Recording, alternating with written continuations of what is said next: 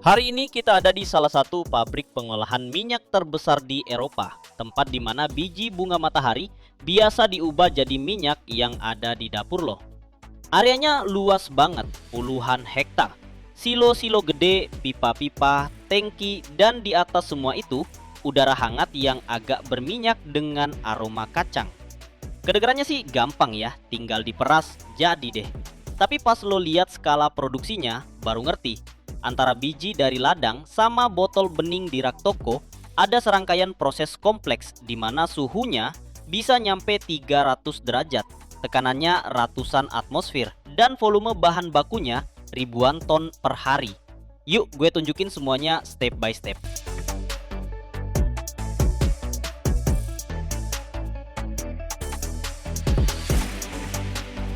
Semuanya dimulai pas musim gugur, waktu truk-truk pengangkut biji-bijian datang satu persatu ke pabrik dari ladang.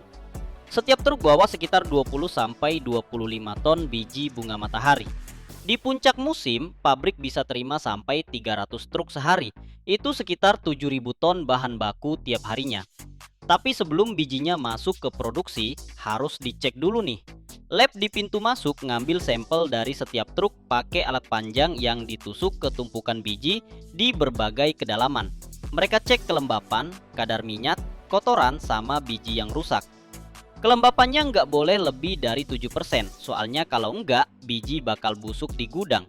Kadar minyak biji bunga matahari yang bagus itu 45-52%. Jadi hampir setengah dari bijinya itu minyak murni banget. Kalau parameter semuanya oke, truknya langsung diarahin ke tempat bongkar. Bijinya dituang ke bunker bawah tanah, terus elevator ngangkat ke silo.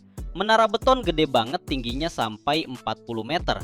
Tempat bahan baku disimpan dengan suhu dan ventilasi yang terkontrol.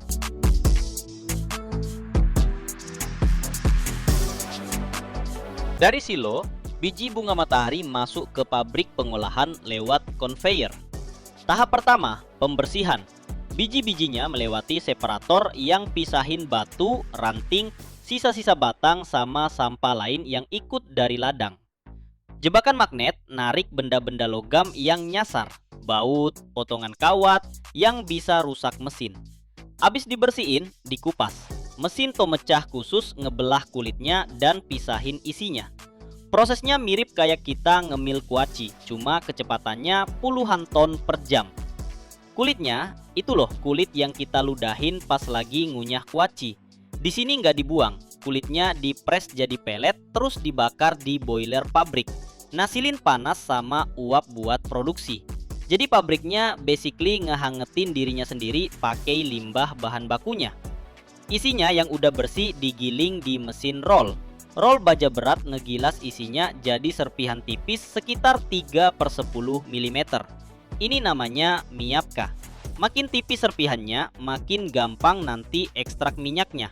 Luas kontaknya naik berkali-kali lipat.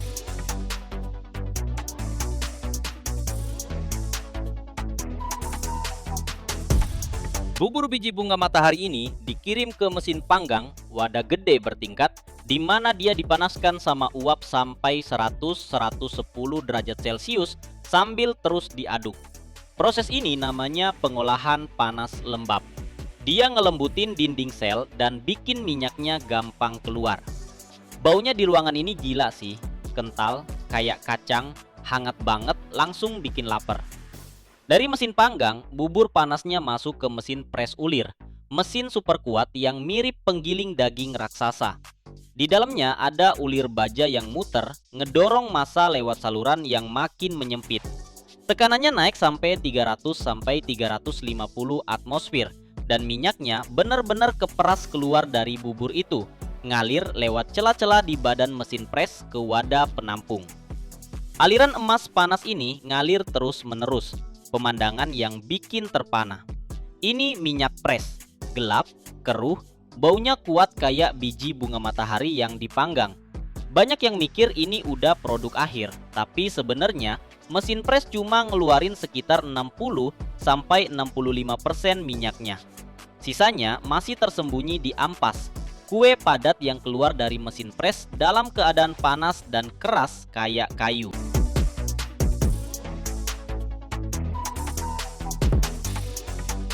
Buat ngambil sisa minyak yang masih ada, ampas biji ini dikirim ke tahap ekstraksi. Nah, disinilah kimia beneran dimulai. Ampasnya dihancurkan lagi, diratakan jadi kepingan tipis, terus dimasukin ke ekstraktor, alat panjang horizontal yang mirip komedi putar yang bergerak pelan. Di dalamnya, kepingan-kepingan ini dicuci pakai pelarut, biasanya heksana, cairan yang gampang menguap, bisa ngelarutin lemak tapi nggak nyampur sama air. Heksana mengalir lewat lapisan ampas, nyerap minyaknya, terus keluar di ujung satunya jadi misela, campuran pelarut dan minyak. Prosesnya berlangsung sekitar 1 jam, dan selama waktu itu, heksana ngambil hampir semua sisa minyak dari ampas. Kandungan lemak di bungkil yang udah diperas turun sampai cuma 1%. Bungkil itu ya sisa-sisa biji setelah diperas 2 kali. Proteinnya tinggi banget, sampai 46%. Dan dipakai buat pakan ternak. Intinya, dari 1 biji aja, pabrik dapat minyak buat manusia, pakan berprotein buat hewan, plus bahan bakar dari kulit bijinya. Produksi tanpa limbah banget deh.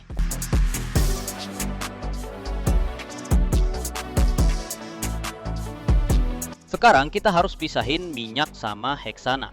Misela dipanasin di distilator sampai 100-110 derajat Celcius. Heksana menguap, uapnya ditangkap, dikondensasi, terus dikembaliin lagi ke ekstraktor. Jadi dia berputar terus dalam siklus tertutup. Hampir nggak ada yang terbuang. Kehilangan pelarut per ton minyak cuma sekitar 1 kg aja. Sisanya balik lagi ke siklus.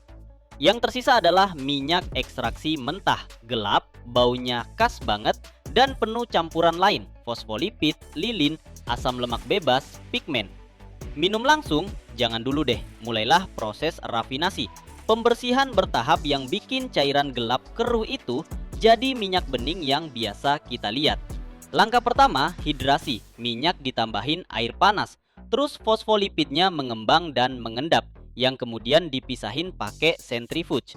Centrifuge berputar sampai ribuan putaran per menit, dan dalam hitungan detik bisa misahin minyak dari endapan. Endapan ini lecithin, produk super berharga loh, dipakai di industri makanan sama farmasi.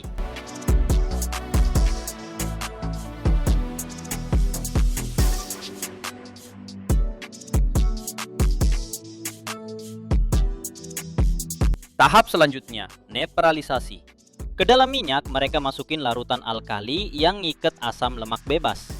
Sabun yang terbentuk. Yup, beneran sabun, dipisahin pakai centrifuge. Terus minyaknya dicuci pakai air buat ngilangin sisa alkali. Abis itu, pemutihan. Minyak dicampur sama tanah liat pemutih yang kayak spons gitu. Nyerap pigmen-pigmen yang bikin minyak jadi warna gelap.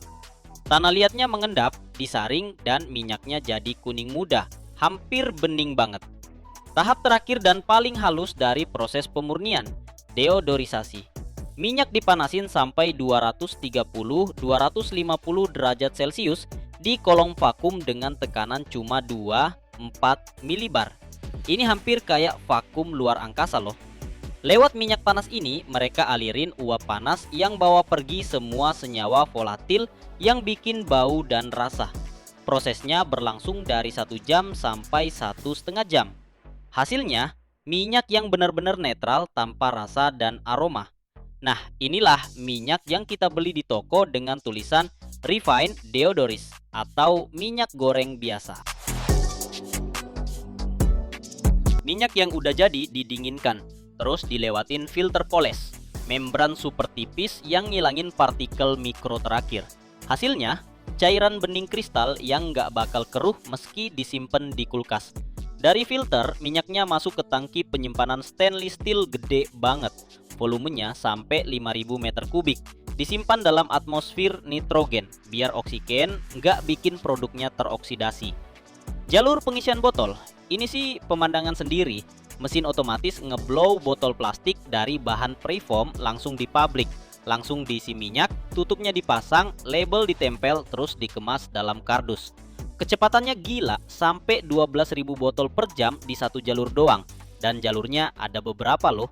Dalam sehari, pabrik bisa ngisi lebih dari 1,5 juta botol. Setiap batch lewat kontrol lab, angka asam, angka peroksida, kandungan air, kejernihan, rasa, dan aroma. Kalau ada satu aja parameter yang keluar dari standar, seluruh batch langsung dikirim buat dibersihkan ulang.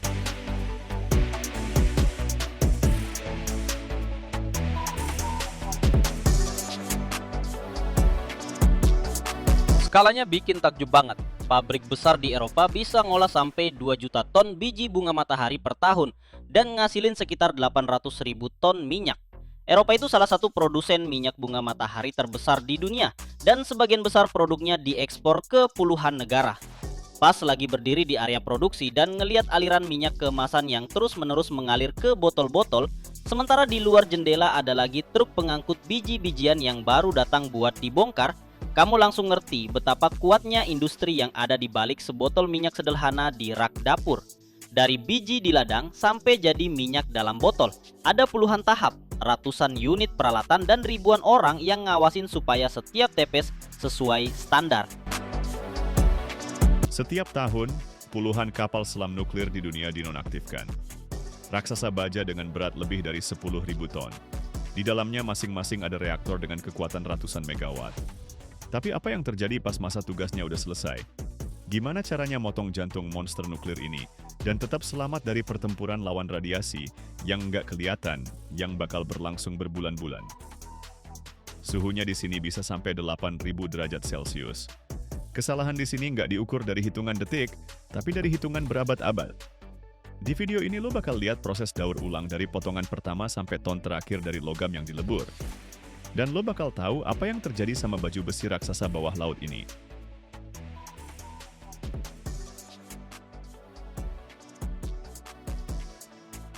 Prosesnya dimulai dari tahap paling berbahaya, ngeluarin bahan bakar nuklir bekas. Kapal selamnya dimasukin ke dok khusus yang tertutup rapat.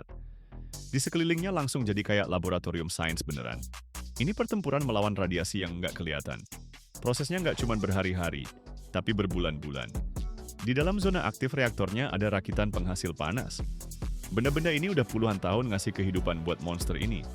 Tiap rakitan itu terdiri dari sekelompok tabung zirkonium tipis diameter 10 mm. Di dalamnya ada tablet dioksida uranium. Panjang satu rakitan 4 meter, beratnya 300 kg. Di reaktornya ada 100 sampai 120 rakitan. Ngeluarinnya pakai manipulator jarak jauh. Tiap rakitan ngeluarin dosis radiasi mematikan. 500 Roentgen per jam pada jarak 1 meter. Ini bisa bunuh manusia dalam sejam. Rakitannya diangkat pakai kren kapasitas 20 ton, terus diturunin ke kontainer timbal. Ketebalan dinding kontainernya 25 cm timbal murni. Berat kontainernya 8 ton. Cuman timbal yang bisa ngehalangin radiasi gamma. Kontainer-kontainer ini dimuat ke gerbong khusus dengan sistem pendingin air, terus dikirim ke tempat penyimpanan sementara. Tahap ini butuh waktu 3-4 bulan kerja non-stop. Kalau kalian penasaran gimana cara ngebongkar sesuatu yang tadinya dibuat buat perang, subscribe channel ini. Di sini kita tunjukin pabrik-pabrik yang tersembunyi dari mata orang. Begitu bahan bakarnya udah diambil, giliran kompartemen reaktornya nih. Ini bagian kapal selam yang gede banget. Beratnya 1.500 ton. Panjangnya 10 meter. Diameternya 9 meter. Para insinyur nggak bongkar reaktornya jadi potongan-potongan kecil. Terlalu bahaya soalnya. Logamnya sendiri udah kena radiasi. Aliran neutron dari reaktor yang lagi nyala selama bertahun-tahun terus ngebombardir baja itu. Atom besinya berubah jadi isotop radioaktif. Makanya seluruh kompartemennya dipotong utuh gitu aja. Mereka pakai pemotong autogen. Suhu apinya 3.200 derajat Celcius. Campuran asetilen sama oksigen. Tekanan alirannya 15 bar. Pemotongnya bisa nembus baja setebal 8 cm dalam 10 menit. Mereka motong melingkar di sekitar kompartemen. 2 potongan, di depan sama di belakang. Jadinya silinder deh. Semua lubang teknisnya ditutup pakai lembaran baja setebal 12 mm. Pengelasannya pakai busur listrik, elektrodanya diameter 5 mm. Arusnya 350 ampere. Jadinya kapsul kedap udara. Kapsulnya diangkat pakai derek yang bisa ngangkat 200 ton, terus dimuat ke tongkang. Tongkangnya ditarik ke tempat pembuangan. Di Rusia itu Novaya Zemlya. Di Amerika Serikat, lokasi Hanford. Di sana kapsul-kapsulnya ditaruh di parit beton sedalam 20 meter. Atasnya ditimbun tanah. Mereka bakal tergeletak di sana selama 300 tahun, sampai tingkat radiasinya turun ke level normal. Deaktivasi, ini tahapan paling lama nih. Kompartemen reaktor udah dipotong dan dikirim. Tapi kerjaannya baru mulai banget. Puluhan tahun sirkulasi pendingin ninggalin jejak. Ribuan meter pipa sirkuit primer. Pompa, heat exchanger. Generator uap, semuanya kontaminasi. Isotop radioaktif nyerap ke dalam logam. Ini yang namanya radiasi terinduksi. Tim pakai suit pelindung scan tiap meter. Nyari hotspot, tempat-tempat yang radiasinya tinggi. Pakai dosimeter DP5B. Sensitivitasnya sampai 0,01 miliroentgen per jam. Tiap pipa dicek. Tiap pompa. Tiap katup. Terus mulai deh proses pembilasan kimia. Lewat pipa sirkuit primer mereka pompain larutan asam. Asam sulfat konsentrasi 10%. Suhu 60 derajat. Tekanan 8 bar. Asam ini ngelarin lapisan oksida dari dinding pipa. Bareng sama lapisan itu, isotop radioaktifnya ikut keluar. Larutannya dikumpulin di tangki kapasitas 50 meter kubik. Disaring pakai resin penukar ion. Radionuklidanya mengendap di resin. Resinnya dibakar di tungku suhu 1200 derajat. Jadinya abu. Abunya dicampur semen terus dituang ke kontainer beton. Ini limbah radioaktif kelas 2.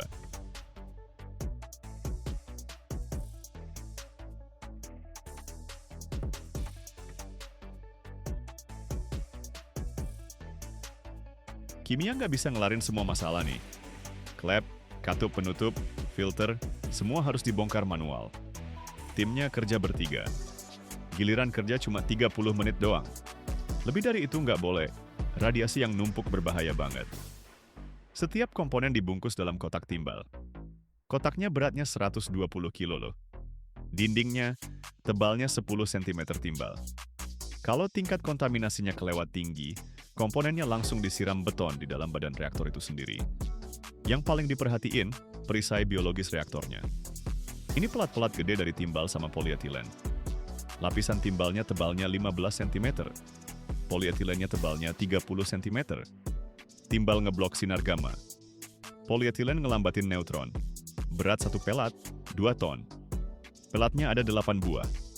Tiap pelat diangkat pakai crane. Didekontaminasi pakai ultrasonik. Frekuensinya 40 kHz. Dayanya 3 kW. Ultrasonik ngehancurin lapisan oksida. Terus pelatnya disiram larutan alkali dan dikeringin pakai udara panas 120 derajat. Baru setelah ribuan tes udara sama usap permukaan, ketika semua hasilnya nol, dok dibuka buat pekerja biasa. Sekarang ini bukan objek nuklir lagi. Ini cuma konstruksi baja yang rumit aja. Motong badan kapal selam. Setelah dekontaminasi, kapal selam siap buat dibongkar habis. Badan kapal selam itu bukan logam biasa loh. Ini paduan khusus yang dibuat buat perang. Bahannya kuat banget, bisa tahan tekanan air di kedalaman 300-400 meter. Itu sama dengan 30-40 atmosfer. Tebal kulitnya aja 8-10 cm. Baja kelas AK-29. Kekuatan maksimalnya 700 megapascal. Gunting biasa mah nggak bakal bisa motongnya. Makanya mereka pakai pemotong plasma. Plasma itu gas yang terionisasi. Panasnya dihasilkan dari busur listrik. Tegangannya 300 volt. Arusnya 400 ampere. Dayanya 120 kW. Lewat nozzle berdiameter 3 mm mereka tiup gas argon. Tekanannya 6 bar. Aliran gasnya 30 liter per menit. Busur listriknya bikin argon panas sampai 8.300 derajat Celcius. Itu 1,5 kali lebih panas dari permukaan matahari, bro. Semburan plasmanya muncrat dari nozzle dengan kecepatan 300 meter per detik. Itu kecepatan suara nih. Dengan semburan sekencang itu, baja setebal 10 cm langsung meleleh dalam 5 detik. Pemotongnya digerakin ngikutin garis yang udah ditandain. Kecepatan motongnya 20 cm per menit. Dari pemotongnya keluar percikan api sama asap. Tinggi nyala apinya 3 meter. Suhu percikannya 1000 derajat. Alat kedua, tombak oksigen. Ini tuh pipa baja panjangnya 3 meter. Diameternya 25 mm. Di dalamnya ada seikat batang baja diameter 4 mm. Lewat pipa ini dialirin oksigen murni dengan tekanan 10 bar. Konsumsinya 200 liter per menit. Batang-batangnya dinyalain pakai autogen. Terus mulai terbakar di oksigen. Bajanya kebakar loh. Panasnya gila-gilaan banget. Suhu di zona pembakarannya mencapai 3.800 derajat Celcius. Tombak ini ngebakar baja sampai tembus. Hasilnya ada sambungan leburan lebar 5 cm. Kecepatan ngebakamnya 50 cm per menit. Ini lebih cepat dari plasma. Tapi butuh skill tinggi nih. Tombaknya harus dijalanin tegak lurus banget. Kalau miring lebih dari 10 derajat, pembakarannya nggak sempurna. Yang ngerjain tim 4 orang.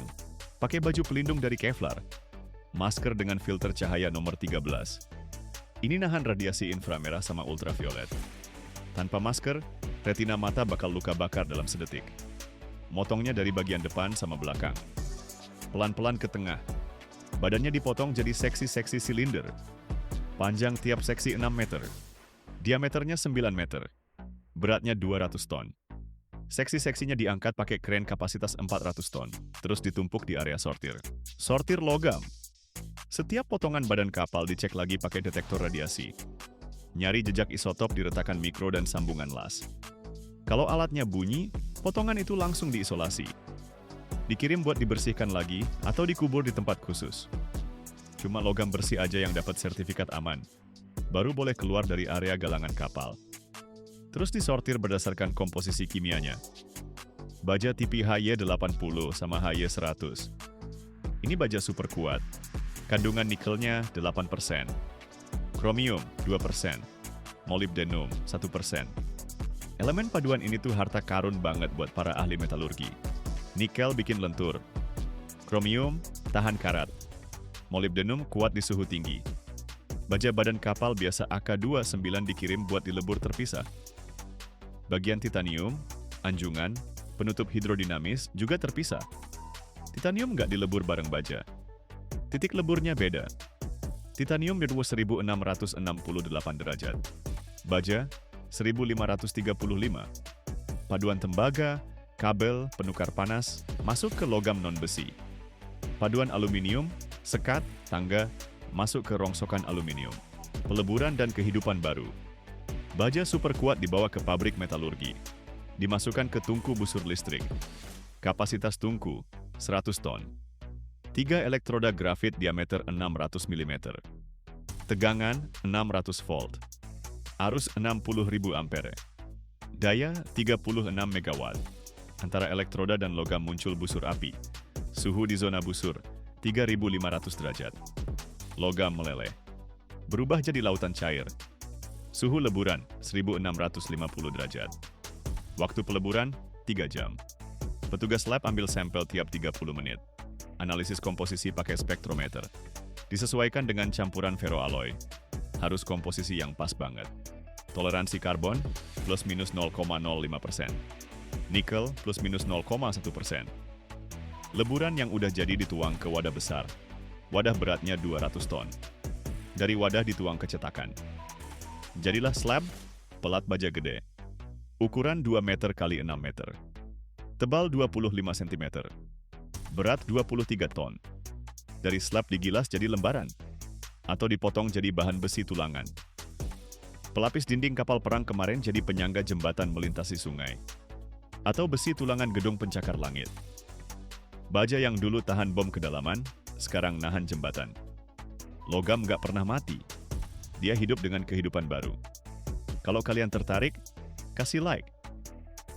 Tulis di komentar, tahu nggak sih kalau kapal selam didaur ulang 300 tahun? Subscribe ya, di sini kita tunjukin gimana yang lama mati dan yang baru lahir. Kawat baja ini diciptain buat gantiin tali dari serat alami. Soalnya tali biasa nggak kuat kalau bebannya berat banget. Rantai sih lebih kuat, tapi beratnya 10 kali lipat. Nah, kawat baja ini nyelesain kedua masalah itu. Sekarang kawat-kawat ini yang nahan jembatan. Ngangkat crane. Jangkar platform minyak di kedalaman 1 km. Diameternya bisa sampai 533 mm. Beratnya 70 ton. Kekuatan tariknya 9.700 ton. Itu setara berat 50.000 mobil loh. Gimana sih cara bikin kawat yang nggak putus? Hari ini kalian bakal lihat prosesnya dari awal sampai akhir. Mulai dari batang baja diameter 5 mm sampai jadi kawat gede sepanjang 280 meter. Kalau kalian penasaran gimana caranya kawat tipis bisa jadi monster sekuat 10.000 ton, subscribe channelnya ya. Di sini kita nunjukin pabrik-pabrik yang nahan dunia ini.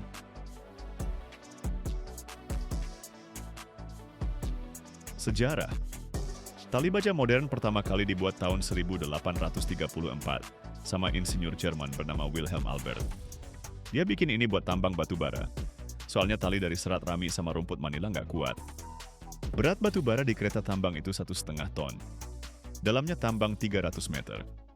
Tali rami sering putus gara-gara lembab dan gesekan sama dinding tambang. Albert bikin tali dari kawat baja yang dipilin. Diameter kawatnya 2 mm. Satu untayan ada 6 kawat. Untayan yang melilit inti ada 6 juga. Diameter talinya 20 mm. Kekuatannya 5 kali lipat dari tali rami. Awet bertahun-tahun, nggak cuma beberapa bulan doang. Waktu Perang Dunia, tali baja dipakai buat nambatin ranjau di dasar laut. Dalamnya bisa sampai 100 meter. Tekanan airnya 10 atmosfer. Tali diameter 30 mm bisa nahan ranjau seberat 300 kg, ditambah arus laut sama ombak. Sekarang tali baja ada di mana-mana. Kren angkat barang. Lift. Jembatan gantung, menara bor. Kereta gantung ski. Proses penarikan kawat.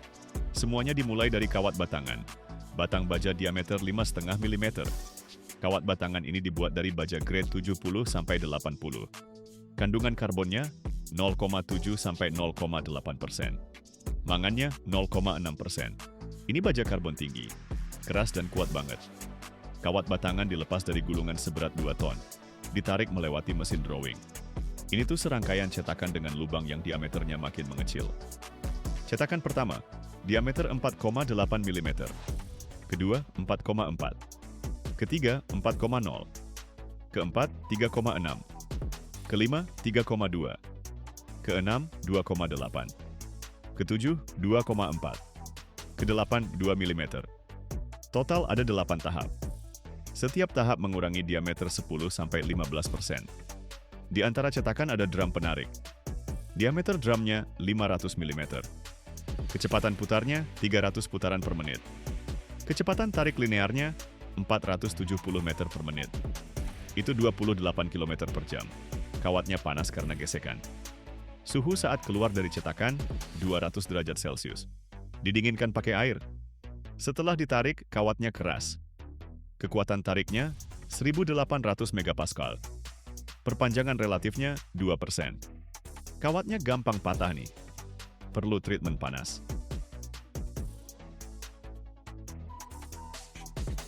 Perlakuan panas. Kawat dipanaskan di tungku sampai 900 derajat Celcius. Ditahan 20 menit. Struktur baja berubah. Karbon larut dalam kisi. Terus didinginkan di udara terbuka dengan kecepatan 100 derajat per jam. Pendinginan pelan banget. Hasilnya baja yang udah ditemper. Kekerasannya turun, tapi plastisitasnya naik. Perpanjangan relatifnya 8%. Kawatnya sekarang jadi fleksibel. Bisa dibuat tali. Pemintalan untai. Ambil 6 kawat diameter 2 mm. Pilinannya melingkari kawat ketujuh yang di tengah. Jarak pilinannya 120 mm. Ini jarak di mana kawat bikin satu putaran penuh mengelilingi pusatnya. Sudut pilinannya 15 derajat ke sumbu. Arah pilinannya ke kanan. Kalau dilihat sepanjang untai, kawatnya jalan searah jarum jam. Jadi deh untai diameter 6 mm. Panjang kawat aslinya 1000 meter. Panjang untai jadinya 950 meter. Selisihnya ini buat keperluan pemintalan. Untainya fleksibel. Radius lengkungannya 150 mm. Kekuatan untainya 70% dari total kekuatan kawat-kawatnya. Yang hilang itu karena lengkungan sama gesekan.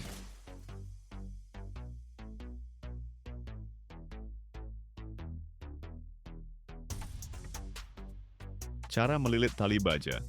6 untai dengan diameter 6 mm dililit mengelilingi inti pusatnya. Intinya terbuat dari bahan organik. Tali rami diameter 6 mm. Udah direndam pelumas. Raminya elastis banget. Fungsinya buat nyerap beban kejut. Nyimpen pelumas di dalam tali baja. Untaiannya bisa lebih banyak lagi. Konstruksi standarnya tuh 6x7. 6 untai dengan 7 kawat. Ada juga tali baja 18x7. 18 untai dengan 7 kawat di tiap untaian. Ada juga yang 36x7. Makin banyak kawatnya, makin lentur tuh tali bajanya. Diameter tali baja 6x7 plus inti pusatnya 6 mm jadinya 18 mm. Kekuatannya 50 kN. Itu setara 5 ton kalau ditarik sampai putus. Beratnya 1,5 kg per meter. Tali bajanya digulung ke drum diameter 2 meter. Satu drum muat 5 km. Berat drum sama tali bajanya 8 ton. Tali-tali baja ini dikirim ke pabrik pembuat tali baja raksasa.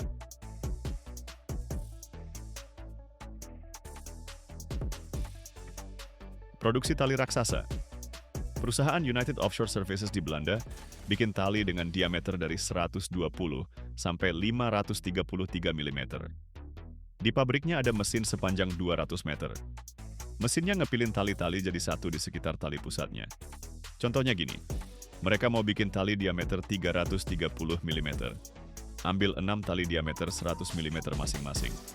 Plus tali pusat diameter 120 mm. Terus dililit. Gulungan talinya dipasang di karosel yang berputar. Diameter karoselnya 12 meter. Karoselnya muter 2 putaran per menit.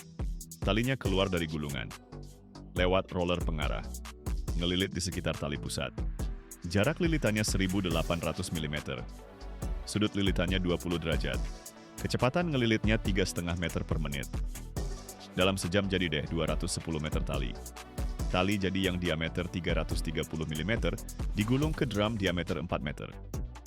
Kekuatan putusnya 9.700 ton. Artinya talinya baru bakal putus kalau bebannya 9.700 ton.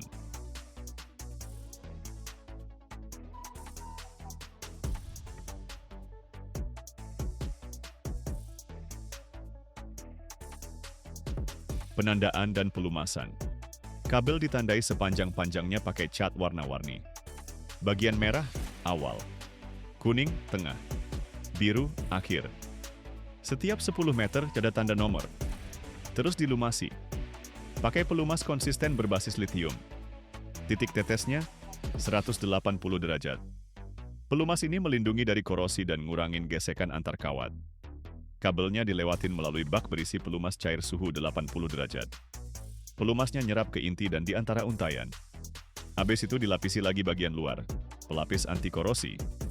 Ini pasta kental berbasis parafin dan inhibitor korosi. Tebal lapisannya, 0,5 mm. Kabel finalnya, panjang 170 meter, diameter 330 mm, berat 69 ton, kekuatan 9.700 ton. Dipindahin pakai kren kapasitas 150 ton. Satu ujung dikaitin kait. Diangkat. Kabelnya gantung vertikal. Tinggi angkatnya 50 meter. Butuh menara. Di pabrik ada menara setinggi 60 meter khusus buat ini.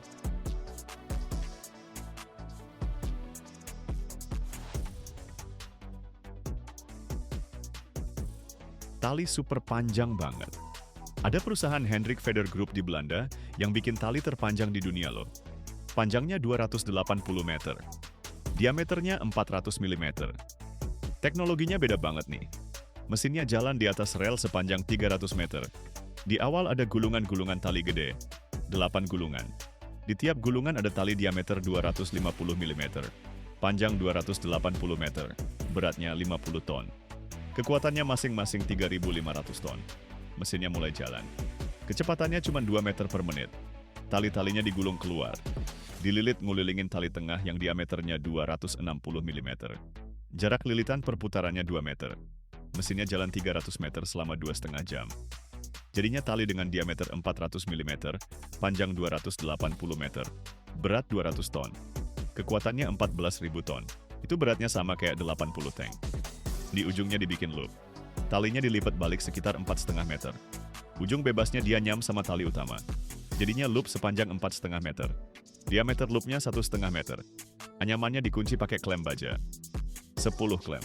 Tiap klem terdiri dari 2,5 silinder baja. Dikencengin pakai 8 baut M36. Momen pengencangan 800 Nm. Pengangkutan dan penggunaan. Kabel sepanjang 280 meter dengan berat 200 ton terbentang bergelombang di lantai pabrik. Harus dimuat ke kapal. Mereka pakai 3 forklift dengan kapasitas angkat masing-masing 25 ton. Kabel diangkat di 3 titik. Dibawa ke dermaga. Jaraknya 500 meter. Kecepatannya 1 km per jam. Waktunya 30 menit. Di dermaga ada crane dengan kapasitas angkat 400 ton. Crane itu mengangkat kabel dari gelung-gelungannya. Diangkat. Diturunkan ke dalam gudang kapal. Kapal membawa kabel itu ke Norwegia. ke ladang minyak dan gas Oseberg di Laut Utara. Kedalaman lautnya 300 meter. Di sana ada platform pengeboran apung. Berat platformnya 50.000 ton. Platform itu ditahan sama 8 jangkar. Ke setiap jangkar terhubung satu kabel berdiameter 400 mm. Jangkarnya beratnya 200 ton. Berada di dasar laut. Kabel terbentang dari jangkar ke platform. Tegangan kabelnya 1000 ton saat cuaca tenang. Waktu badai mencapai 3000 ton. Cadangan kekuatannya 5 kali lipat. Kabel ini dirancang untuk bertahan 20 tahun. Diperiksa tiap 3 bulan sekali. Mereka turunkan robot bawah air dengan kamera. Memeriksa setiap meter kabel. Mencari putusnya kawat, korosi, keausan. Kalau keausannya lebih dari 10%, kabelnya diganti. Begitulah cara bikin kabel yang menahan jembatan dan platform. Dari kawat tipis jadi monster dengan kekuatan 14.000 ton. Kalau lo suka videonya, kasih like ya. Tulis di komen, di mana aja lo pernah lihat kabel baja. Jangan lupa subscribe, di sini kita tunjukin gimana cara bikin hal-hal yang menopang dunia ini. Mesin Caterpillar 3618. Ini punya 18 silinder, volume 333 liter, power 7.200 kW. Tenaga kuda? 9.655 horsepower, bro. Satu mesin aja beratnya 36 ton. Piston mesin ini, diameter 280 mm, stroke 300 mm, berat 23 kg. Ini piston Caterpillar paling gede. Gimana cara bikinnya dari aluminium cair? Hari ini lo bakal lihat full cycle produksi piston gede banget. Dari batangan aluminium sampai jadi part yang geraknya 10 meter per detik dan tahan tekanan 185 bar. Kalau lo penasaran gimana cara bikin jantungnya mesin raksasa, subscribe channelnya. Di sini kita tunjukin pabrik-pabrik yang ngegerakin dunia.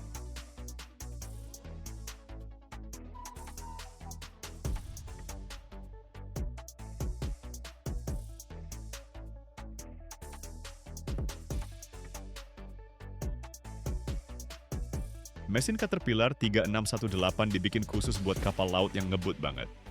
Ferry, kapal patroli, yacht. Satu mesin aja bisa ngasilin 9.655 tenaga kuda di 1050 RPM.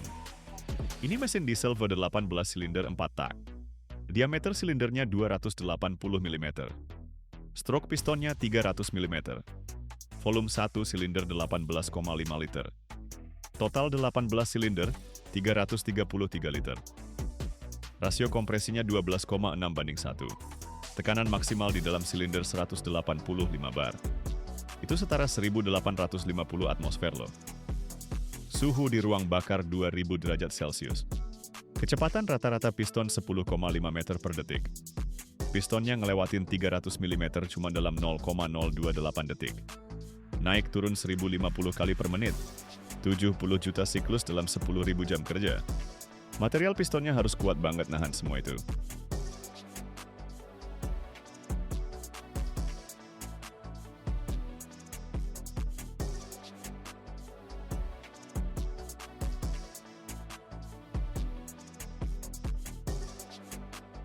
Piston dibuat dari campuran aluminium.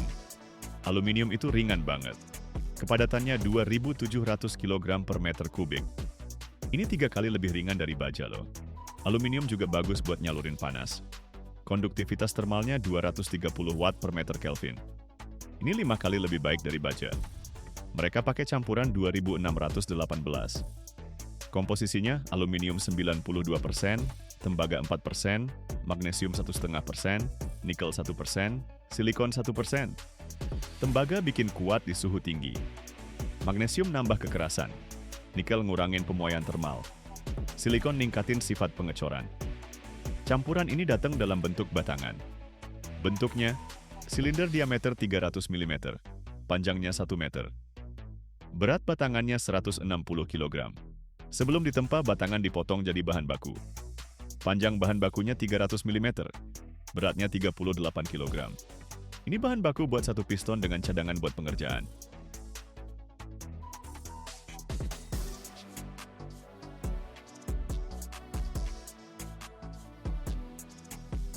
Bahan mentahnya dimasukin ke tungku induksi. Suhunya 480 derajat Celcius. Waktu pemanasannya 30 menit. Aluminiumnya jadi lunak. Nggak sampai meleleh sih, melelehnya itu di 660 derajat. Yang dibutuhin itu plastisitas buat ditempa. Bahan yang udah panas dipindahin ke mesin pres tempa. Presnya hidrolik. Kekuatannya 10.000 ton. Itu 100 meganewton. Bahannya ditaruh di cetakan bawah. Cetakannya dari baja tahan panas. Dari atas turun cetakan atasnya. Pres ngebuat tekanan.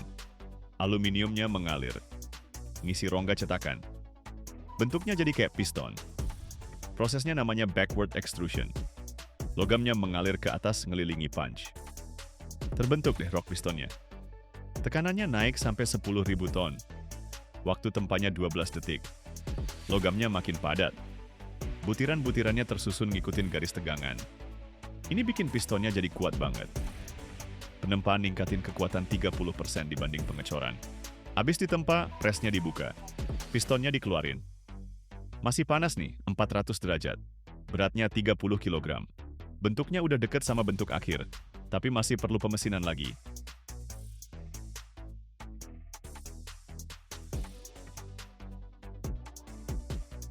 Proses panas dingin. Piston hasil tempa langsung masuk oven buat dikerasin. Suhunya sampai 530 derajat Celcius nih. Ditahan di dalam situ 8 jam penuh. Tembaga sama magnesiumnya larut ke dalam aluminium. Strukturnya jadi rata banget. Habis itu langsung dicelup cepet ke air. Airnya cuma 20 derajat doang. Kecepatannya turun 100 derajat per detik loh. Tembaga sama magnesiumnya nggak sempet keluar. Jadi nempel kuat di struktur dalamnya. Terbentuklah zona-zona yang bikin makin kuat. Setelah dikerasin, pistonnya masih lunak. Kekerasannya baru 60 poin Brinell. Makanya harus dipanaskan lagi nih. Pistonnya dipanasin ulang. Suhunya 190 derajat. Dipanasin selama 16 jam. Tembaga sama magnesiumnya keluar dari struktur jadi partikel-partikel kecil. Ini yang bikin aluminiumnya makin kuat. Kekerasannya naik sampai 135 poin Brinell. Kekuatannya mencapai 450 megapascal. Perpanjangannya 10%. Jadinya pistonnya kuat tapi tetap lentur.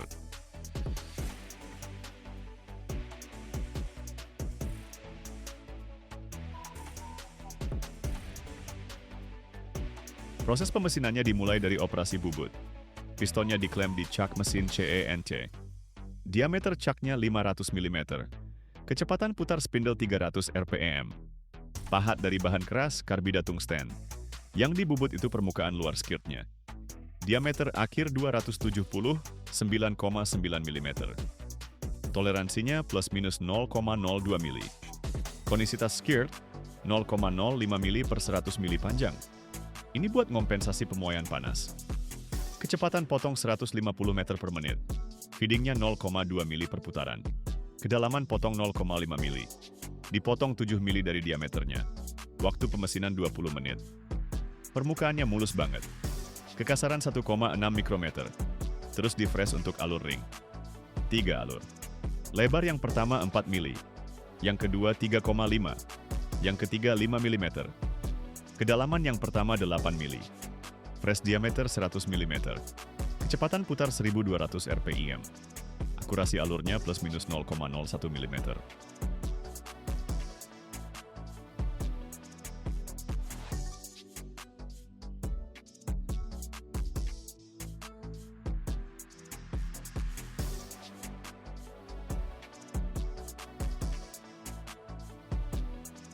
Mereka lagi ngebor lubang buat pin piston nih. Diameternya 110 mm. Dalamnya 200 mm. Mata bornya dari karbida, keras banget. Kecepatan putarnya 500 rpm. Feedingnya 0,15 mm per putaran. Waktu ngebornya sekitar 8 menit.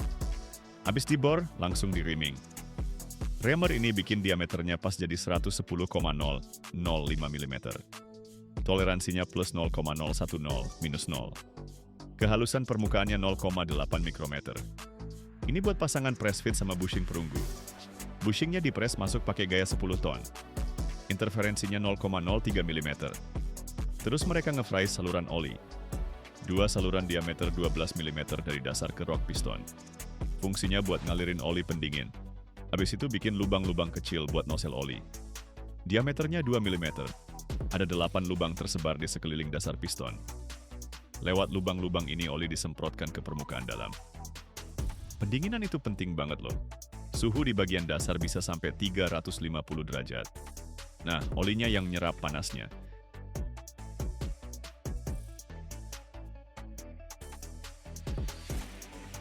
Pembentukan ruang bakar. Bagian bawah piston dimilling pakai mesin 5 aksis. Ruang bakarnya bentuknya kompleks banget. Ada cekungan berbentuk toroidal. Diameternya 180 mm. Dalamnya 50 mm. Volume ruang bakarnya 1,2 liter. Bentuknya udah dioptimalin buat nyampurin bahan bakar sama udara. Pahat bola diameternya 20 mm. Kecepatan putarnya 3000 rpm. Lintasannya spiral dari tengah ke pinggir. Jarak spiralnya 0,5 mm. Waktu millingnya 40 menit. Kekasaran permukaannya 0,4 mikrometer. Habis itu dipoles ruang bakarnya. Pakai pasta abrasif tingkat kehalusannya 3 mikrometer. Dipoles pakai roda kain kempa. Kecepatannya 1000 rpm. Waktunya 5 menit. Permukaan yang udah dipoles ini bikin kerak nggak gampang nempel. Finishing akhirnya honing di bagian skirt. Honing bikin jaringan alur-alur mikro. Sudutnya 60 derajat. Dalam alurnya 3 mikrometer. Lebarnya 20 mikrometer. Alur-alur ini nahan lapisan oli. Ngurangin gesekan. Waktu honingnya 10 menit.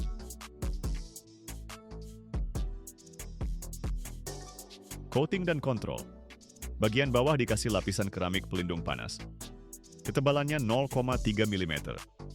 Bahannya, zirconium dioxide yang distabilkan sama yttrium. Konduktivitas panasnya 2 watt per meter Kelvin. Ini 100 kali lebih rendah dari aluminium. Lapisan ini nurunin suhu bagian bawah sampai 100 derajat. Diaplikasiin pakai plasma spray. Suhu plasmanya 10.000 derajat. Kecepatan partikelnya 300 meter per detik. Bagian roknya dilapisi grafit. Lapisan anti gesekan nih. Ketebalannya 0,015 mm. Ngurangin gesekan sampai 40%. Bikin aus waktu startup jadi lebih dikit. Alur cincin dianodisasi. Hard anodizing gitu. Ketebalan lapisannya 0,05 mm. Kekerasannya 500 Vickers. Ini buat ngelindungi dari kausan ring. Setiap piston dicek ketat banget. Diameternya diukur di 6 titik. Pakai mikrometer laser. Akurasinya 0,0001 mm. Beratnya juga dicek. Timbangannya akurat sampai 1 gram. Toleransinya plus minus 5 gram. Selisih berat dalam satu set maksimal 10 gram aja. Ini buat keseimbangan mesin. Röntgen ngecek cacat internal. Retak. Pori-pori. Inklusi. Reject rate-nya 0,5%. Piston jadinya beratnya 23 kg. Diameternya 279,9 mm. Tingginya 350 mm. Ini bakal kerja 10.000 jam. Lewatin 70 juta siklus. Tahan suhu 350 derajat. Tekanan 185 bar. Kecepatan 10 meter per detik. Begitulah cara bikin piston Caterpillar yang paling gede. Dari batangan aluminium sampai jadi komponen yang nahan 9.000 tenaga kuda. Kalau kalian tertarik, kasih like ya. Tulis di komen, mesin apa aja yang kalian tahu. Subscribe, di sini kita tunjukin gimana cara bikin mesin-mesin raksasa. Setiap tahun kapal pemecah es raksasa dan kapal pesiar mewah diluncurkan ke laut. Kapal-kapal yang beratnya puluhan ribu ton, mampu beroperasi berbulan-bulan di laut paling ekstrem di planet ini. Tapi nggak banyak yang tahu kalau mesin mereka udah nggak ada di dalam badan kapal lagi. Para insinyur nekat banget. Mereka mindahin sistem penggerak super gede dengan daya lebih dari 22 MW. Itu lebih dari 30.000 tenaga kuda loh. Terus ditaruh langsung di bawah kapal, dalam kapsul baja kedap air seberat 320 ton. Itu beratnya 2 pesawat Boeing 747 yang udah fully loaded. Di dalam kapsul ini, kalau rotor bergeser cuma sepersekian milimeter aja, bisa bikin bearing hancur dan seluruh sistem rusak dalam hitungan hari. Tonton video ini sampai habis, lo bakal tahu gimana sistem penggerak bawah laut ini dibikin, kesalahan apa yang selamanya disembunyiin di bawah air pas pemasangan, dan kenapa musuh tak terlihat ini bisa ngehancurin kapal ribuan ton dalam waktu singkat banget.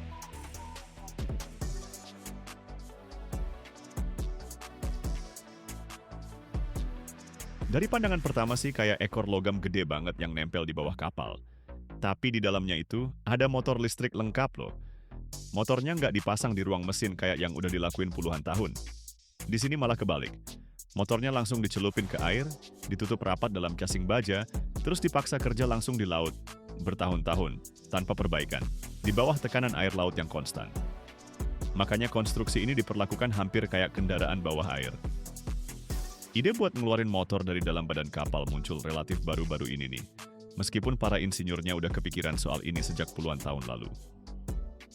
Di pertengahan abad ke-20, pembuat kapal udah coba ngilangin shaft panjang, gearbox, sama sistem transmisi mekanis yang ribet banget, yang makan tempat gede di dalam kapal dan buang sebagian tenaga di setiap sambungan.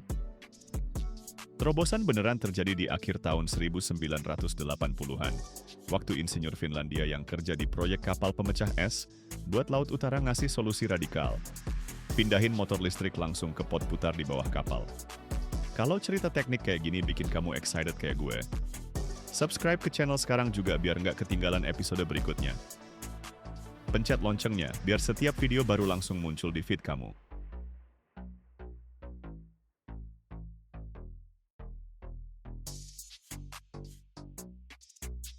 Para spesialis dari perusahaan pembuat kapal yang lagi nyari cara bikin kapal lebih gampang dikendaliin di area es mulai ngembangin teknologi ini. Eksperimen pertamanya kelihatan cukup berisiko sih. Mesinnya harus benar-benar diisolasi dari air laut dan harus bisa jalan bertahun-tahun tanpa bisa diakses sama sekali. Di tahun 1990, instalasi pertama yang beneran kerja mulai muncul, dan beberapa tahun kemudian teknologinya udah mulai dipasang di kapal pemecah es sungguhan. Ternyata nih, konstruksi kayak gini nggak cuma berfungsi, tapi berfungsi lebih baik dari sistem tradisional manapun. Begitu jelas kalau penggerak yang bisa berputar ini bikin kapal bisa gerak ke hampir semua arah tanpa perlu mutar badan kapalnya. Para pembuat kapal pesiar langsung ngadopsi sistemnya. Penggerak ini bisa berputar sampai 360 derajat loh, yang bikin kemudi belakang biasa sama alat bantu manuver tambahan, jadi nggak kepake lagi. Manuvernya meningkat drastis banget sampai kapal pesiar gede bisa sandar ke dermaga nyaris dari samping, tanpa bantuan kapal tunda.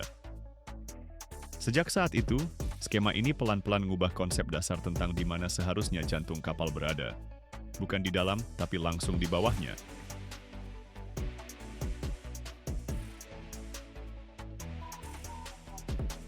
Gue lewatin bagian-bagian badan kapal yang beberapa jam lalu masih cuma lembaran baja terpisah. Masing-masing tebal beberapa sentimeter dan beratnya beberapa ton banget. Sekarang udah jadi lembaran metal yang melengkung. Sebelumnya digiling biar kapsulnya nanti bentuknya mulus, aerodinamis, nggak ada sudut tajam. Di sini nggak ada sudut siku-siku, nggak ada sambungan yang nggak perlu, bentuknya ditentuin sama air, bukan buat gampangin produksi doang. Kren jembatan pelan-pelan ngangkat elemen-elemen ini terus nyatuinnya, kayak lagi ngerakit torpedo bawah laut gitu. Di antara komponen-komponennya dikasih celah sempit buat jalur lasannya. Waktu pengelasan, percikan api beterbangan, dan logamnya nyala warna oranye. Para pekerja bergerak pelan, ngelewatin setiap sentimeter sambungan berkali-kali, nggak terburu-buru dan nggak ada gerakan sia-sia. Pertama dibentuk las bagian dalam, terus bagian luar, habis itu permukaannya digosok bener-bener halus biar nggak ada tonjolan sedikit pun yang bakal bikin hambatan ekstra di air. Pas badannya akhirnya nyambung semua, udah mirip torpedo baja yang mulus. Padat, utuh, nggak ada cacat sedikit pun di luarnya.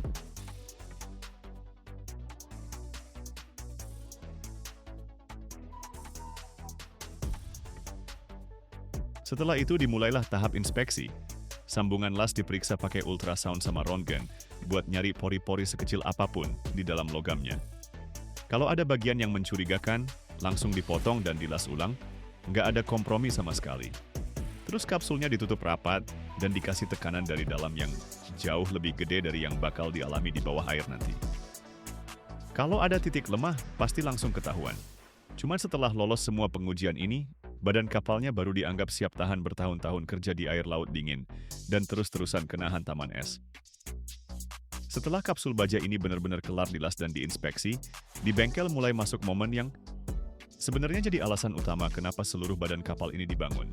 Di dalamnya harus dipasang motor listrik, sumber tenaga utama kapal masa depan ini. Dan disinilah baru kerasa seberapa gila skala engineering kelautan itu. Sebelum dipasang, motornya ditaruh di platform khusus dan lebih mirip bagian pembangkit listrik daripada mesin kapal. Diameternya hampir 3 meter, dan beratnya segede itu sampai alat angkat biasa bahkan nggak masuk pertimbangan. Di sini cuma pakai crane overhead berat, yang setiap gerakannya udah dihitung dan dikoordinasiin dari jauh-jauh hari.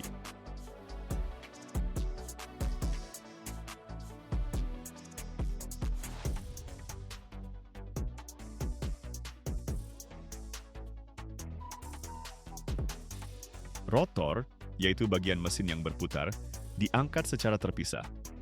Ini adalah cincin logam masif dengan konduktor tembaga yang beratnya lebih dari truk besar yang penuh muatan. Crane mulai bergerak pelan banget sampai hampir nggak kelihatan mata. Operatornya kerja berdasarkan komando dari beberapa engineer yang berdiri di berbagai sisi casing dan terus-menerus ngontrol posisi komponen ini. Di sini nggak boleh ada gerakan mendadak dan nggak boleh ada kesalahan sama sekali. Bahkan pergeseran sepersekian milimeter aja bisa berarti misalignment, yang bakal kelihatan saat operasi nanti dalam bentuk vibrasi kuat. Dan vibrasi di level daya sebesar ini, bukan cuma masalah kecil, tapi udah bencana beneran. Ketika rotor udah gantung di atas kapsul yang terbuka, dimulailah tahap paling menegangkan. Benda ini benar-benar diturunkan per milimeter, dengan gap yang terus diukur pakai alat laser. Di dalam casing udah terpasang bearing dan elemen pendukung, dan semuanya harus pas dengan presisi sampai 1/1000 mm. Kalau sumbu mesin nggak pas, meskipun cuma sedikit aja, dengan pusat geometris kapsul, saat rotasi bakal muncul ketidakseimbangan yang berasa ke seluruh kapal. Di kecepatan kerja, ketidakseimbangan ini bakal jadi hantaman konstan yang bisa ngehancurin bearing atau ngerusak casing dari dalam cuma dalam hitungan minggu. Setelah rotor dipasang, engineer nggak langsung ngizinin buat ngelepas krennya. Mulailah serangkaian pemeriksaan.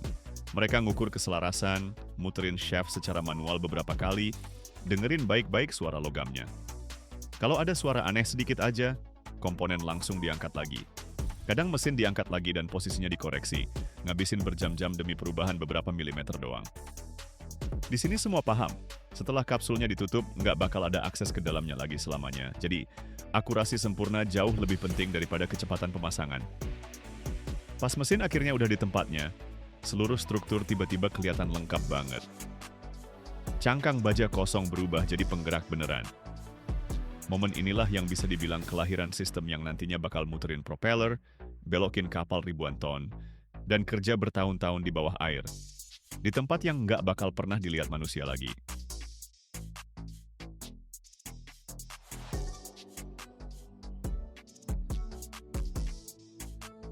Instalasi modern bisa menghasilkan energi sampai 22 megawatt. Ini setara dengan tenaga lebih dari 30.000 kuda. Buat perbandingan nih, satu mesin kayak gini bisa nyalain listrik buat kota kecil dengan 25.000 penduduk loh. Dan ini tuh mekanisme yang kerja sepenuhnya di bawah air, nggak kelihatan, nggak bisa dirawat kalau lagi di laut lepas. Makanya didesain dengan tingkat keandalan bertahun-tahun ke depan, soalnya perawatan rutin cuma bisa dilakukan di dok kering. Instalasi yang udah dirakit lengkap sama mesin, dan baling-balingnya bisa beratnya lebih dari 320 ton banget. Baling-baling yang dipasang ke kapsul ini diameternya sering lebih dari 7 meter. Setiap bilah baling-balingnya beratnya sama kayak gajah Afrika dewasa. Tapi sistem sebesar ini harus kerja mulus banget. Getaran sedikit aja di tenaga segede itu langsung nyampe ke badan kapal dan kerasa sama penumpang di semua dek.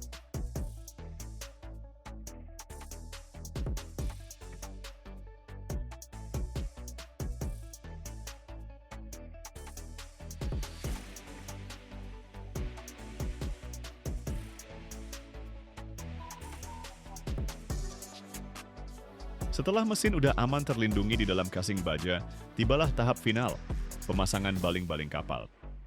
Kalau kapsulnya itu ototnya, maka baling-baling ini tangannya yang mendorong air dan bikin kapal bergerak maju. Setiap bilahnya dibuat dari campuran spesial perunggu, aluminium, sama nikel. Logam ini harus cukup kuat supaya nggak bengkok kena tekanan ribuan ton air, tapi di saat bersamaan juga harus cukup halus biar nggak bikin pusaran air yang nggak perlu. Bilah-bilahnya dibawa ke kapsul pakai palet khusus, masing-masing dibungkus plastik pelindung kayak perhiasan mahal. Pemasangannya dilakukan pakai pendorong hidrolik. Baling-balingnya dipasang ke poros mesin yang nongol dari kapsul, dan di sini ketelitiannya lagi-lagi diukur sampai 1/1000 mm. Kalau sedikit aja miring, pas jalan di kecepatan kerja baling-balingnya bakal mulai getar. Dan getaran ini bisa hancurin bearing mesinnya dalam beberapa hari doang. Pas baling-balingnya udah terpasang sempurna, dikunci pakai mur raksasa yang dikencangkan dengan kekuatan beberapa ribu Newton meter. Setelah itu, di pusatnya dipasang penutup aerodinamis biar aliran air setelah baling-baling jadi rata sempurna. Seluruh komponen ini dilapisi cat khusus yang bikin organisme laut dan kerang nggak bisa nempel. Soalnya bahkan kotoran setebal beberapa sentimeter aja di bilahnya bisa nurunin efisiensi mesin 5-7%. Dan itu kerugian ratusan ribu euro per tahun loh.